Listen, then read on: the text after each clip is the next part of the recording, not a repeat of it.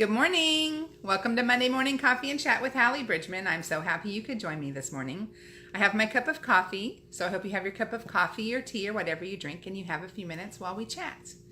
So I just came home from Nashville, Tennessee, and last Thursday when I left for Nashville, the temperature was 90 degrees. I think Wednesday afternoon as I was picking my kids up from school, it was actually like 93. And while I was in Nashville, the first day of fall happened. And I come home and it's raining and 56 degrees. I tell you, Kentucky is the weirdest state with weather. I have no idea. So weird. So where I was the American Christian Fiction Writers Conference. And I had like the most amazing weekend of worship and prayer and friends and just my soul got fed on an extreme level at ACFW. It always does. It's like the best conference for me to go to. I love it so much. And I have made so many friends in the industry over the 6 years that I've been publishing that it's like a homecoming to me. It's like a family reunion. It's just incredible. And I love that the conference always starts in the morning with worship, and Rachel Hauk leads the worship with this amazing band that even includes a cello. It's so incredible, and so I just love it. And so I came home yesterday, and then Wednesday morning early, like we have to leave the house at like 5, I fly out to Tampa, St. Pete, and I go to the Novelist Inc. conference. And the difference between like ACFW conference and Novelist Inc. is that Novelist Inc. is just for authors who are like career seekers, like that's their career. I mean, you have to have published 2 books with a traditional publisher or sold thousands of dollars worth of books as an indie author to even be a member, and you can only attend the conference if you're a member. And so the difference between the 2 conferences, where ACFW fed my soul and my friends and my love and my, like spirited me for writing for God, Novelist Inc. is, here's information, here's more information, here's industry information, and here's craft information, and here's, marketing information, and on a professional level. And so I can't wait to go. I have good friends that will be there too. And I will be hanging out with like Susan Tisdale, who all know how much I adore her, and Susan May Warren, who I got to spend some time with this week, but I'll get to spend more time with her this coming week. And I just have tons of friends that are going to be there. And like I said, I'm going to be putting my learning cap on. And so where ACFW fed my soul, Novelist Inc. is about to feed my mind. And I think that being at ACFW, it prepared me like emotionally and spiritually so that now I'm ready to hit Novelist Inc. and just soak it in so that when I come back, I just can work for the rest of the school year. It's going to be great.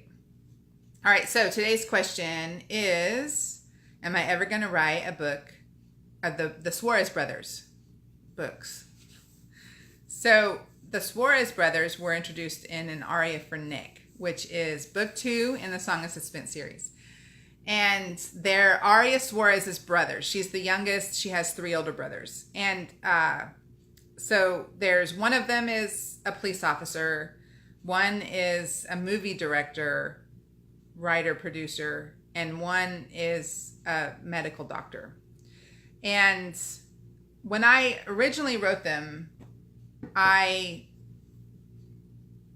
Melody for James was the first book I ever wrote. And An Aria for Nick was my second book. And then A Carol for Kent was my 3rd book. And so this is back 19 years ago. And I didn't know anything about publishing and the publishing industry. I wrote A Melody for James, tried to get it published, tried to get an agent, completely ignorant. And it's really a time pre true internet usage. You know, we're talking 1999, where I was on America AOL. What was that even called? I don't remember. Maybe America Online. I don't remember. Anyway, AOL dial-up, trying to research things about how to get published, and there just wasn't quite the information out there. And so what I did was pull up like Harlequin Silhouette guidelines for writing suspense. And like, these are the things we're looking for in a suspense book. And so I like used those as a checklist to write an aria for Nick. And at the time, I think I called it Special Agent, I think is what I named it. And I did not intentionally tie it into a melody for James, which at the time I think I had named it Retribution. Like, they weren't part of a series. And so I just made an aria for Nick, and I sent it off to that publisher. And what I got back was, oh yes, we want this book, change this aspect about your main character. And I said no, because I had no idea that was an unusual thing. Like, I had no idea that the second book you write and you mail it in, they want to publish it so much that they send you, the edits to make.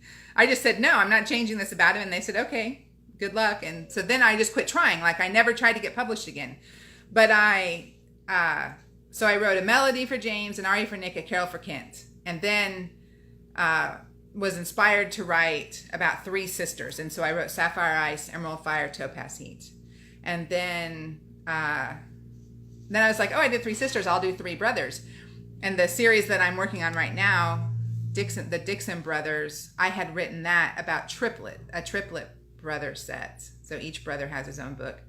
And then I wrote a book that and so that one I'm rewriting, but I'm not even like opening the old files. I'm gutting it and completely rewriting it.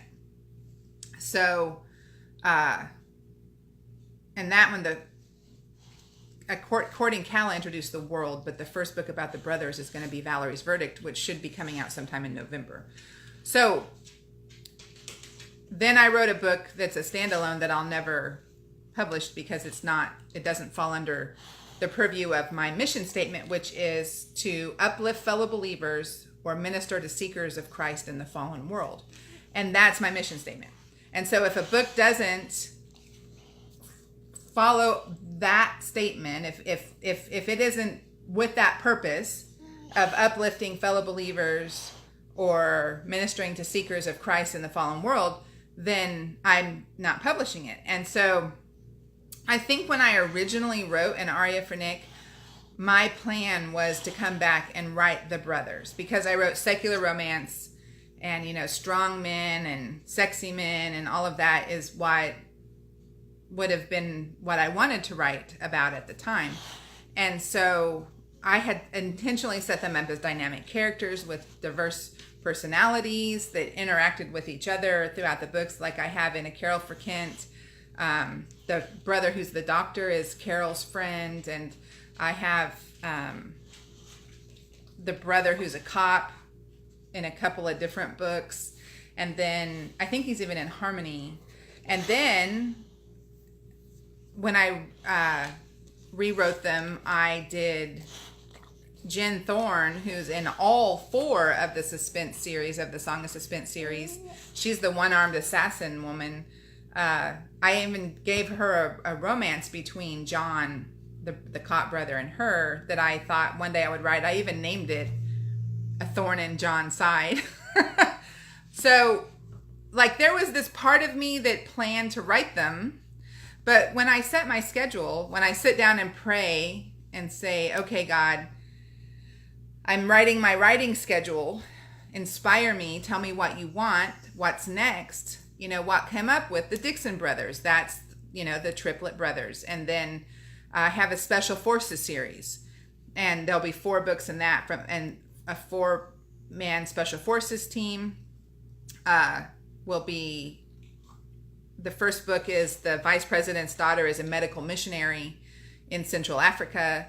And she is estranged from her father, but radio chatter indicates that a warlord finds out that she's there, and so a special forces team is sent in to go save her before she's taken captive by a warlord. So that's the first book in the Special Forces series, and there'll be 4 books. And then I have a World War II series coming out that will be like the Virtues and Valor series, but it will take place in the Pacific. And so like the Virtues and Valor series, it will be 8 people's point of view of the same event. So Greg and I went to Hawaii last fall and were able to visit the Pearl Harbor Memorial. And then we're going to Japan this spring, and we'll do some more research on the Pacific side of the war. And then I'll write that series. That'll be an 8-book novella series. And then I have a series of chefs, 4 chefs. So the first one is already thoroughly plotted out. I just have to sit down and write it.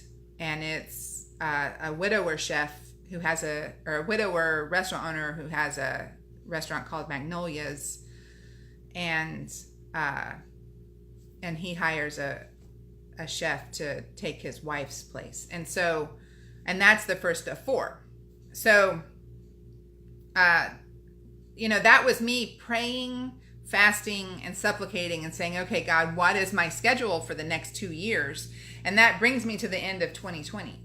And so it's possible that the Suarez brothers will eventually be written. I don't know what God has planned, but whatever he has planned is what I write. And so it may become 2021 when I sit down and say, okay, or, toward mid 2020, I'll do another 2 years worth of writing schedule that'll bring me to the end of 2022. And so it's possible that the Suarezes will be in that. I don't know. But for now, no, I have no plans to write them. I may or may not make a Thorn and Jen side. I'm sorry, let me think. A Thorn and John side as like a holiday novella one time to write it really quick for somebody. But, I don't know. It's just not on the books now. So thank you for that question. Y'all have a great week. The next time you see me, I'll be poolside in Florida doing my Monday broadcast a week from today there. And in the meantime, have a wonderful week. God bless you.